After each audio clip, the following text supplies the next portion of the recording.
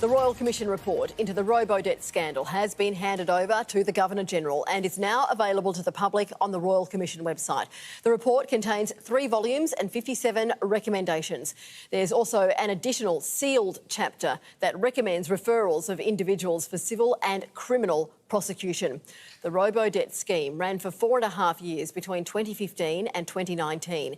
In that time, $1.7 billion in unlawful debts were raised against more than 400,000 people.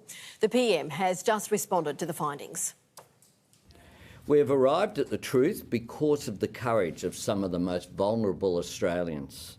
People who have shown bravery in the face of injustice, hardship and sometimes terrible grief.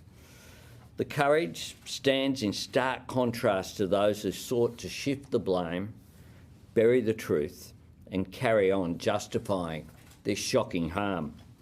The Robodebt scheme was a gross betrayal and a human tragedy. It pursued debt recovery against Australians who in many cases had no debt to pay. It was wrong, it was illegal, it should never have happened and it should never happen again. Under the former Liberal government, this scheme unlawfully raised $1.76 billion in alleged debts against some 526,000 Australians. This tragedy caused stress, anxiety, financial destitution and sadly had a very real human toll.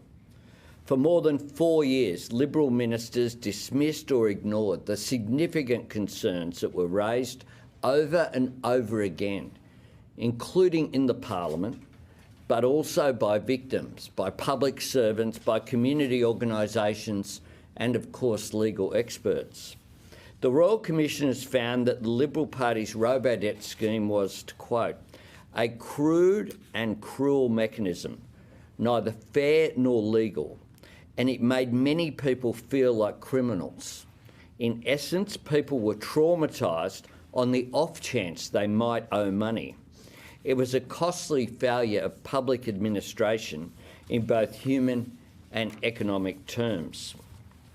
There are a range of other quotes that stood out to me when I went through the report in the short time that we've had it this morning.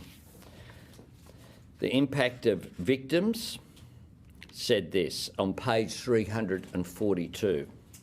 The scheme was launched in circumstances where little to no regard was had to the individuals and vulnerable cohorts that it would affect.